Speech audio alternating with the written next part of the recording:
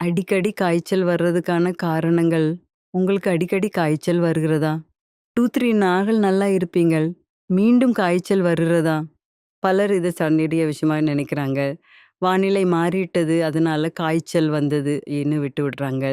ஆனா டாக்டர்கள் சொல்ற ஒரு உண்மை என்னன்னா, அடிக்கடி காய்ச்சல் வர்றது சில நேரங்கள்ல உங்களுடைய உடல் குடுக்கிற வார்னிங் சிக்னலாக இருக்கலாம். நமது உடல்ல இன்ஃபெக்ஷன் இருந்தால், அல்லது இம்யூனிட்டி பலவீனமாக இருந்தால் உடல் டெம்பரேச்சர் உயர்த்தி காய்ச்சலாக காட்டும்.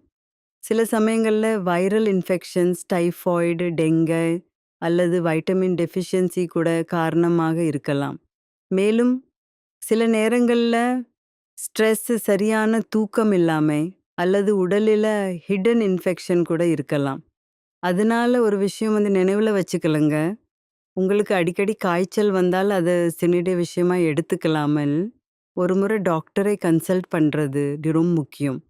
ஏனெனில், நமது உடல் கொடுக்கிற சிக்னல்ஸை ஆரம்பத்திலேயே கவனிச்சால் தான் பெரிய பிரச்சனைகளை முன்கூட்டியே தவிர்க்க முடியும்.